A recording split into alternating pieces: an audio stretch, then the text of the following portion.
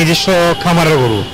এখন ধরুন না, দেখতে তো পারতেছেন গরুগুলো একদম প্রাকৃতিকভাবে খাচ্ছে, কোনো ভুসি মানে একদম মানে সবুজ ঘাসে সবসময় গরুগুলো বড় হয়।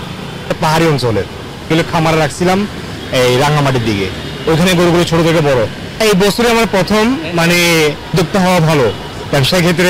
যদি আমাদের এখনো ইয়াং বয়স বা আমাদের বয়স কম, আসলে নিজের চেষ্টা অনুযায়ী আজকে মানে 10টা থেকে মানে 10টা দিয়ে শুরু করছি, এখন 5টা বিক্রি হয়ে গেছে আর 5টা আছে।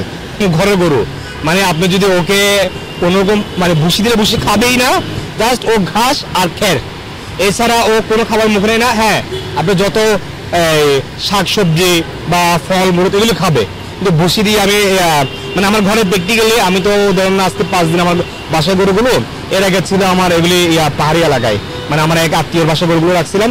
ও কি ও মানে ওনার মতন জাস্ট শুধু তরল পানি আর ভাতের মার, এছাড়া কোনো রকম ভুসি নাই। মানে গরুগুলো এমনি প্রাকৃতিকভাবেই মানে একদম সবুজ ঘাসের গরু। মানে আর আরেকটা সবচেয়ে বড় কথা, এগুলো কোনো ইঞ্জেকশন ছাড়া গরু। আসলে দেশি গরু মানুষের বলে দে, মানে দেশি গরু আসলে এগুলো মানে স্বাদ অন্যরকম হবে, মানে একদম দেশি গরু।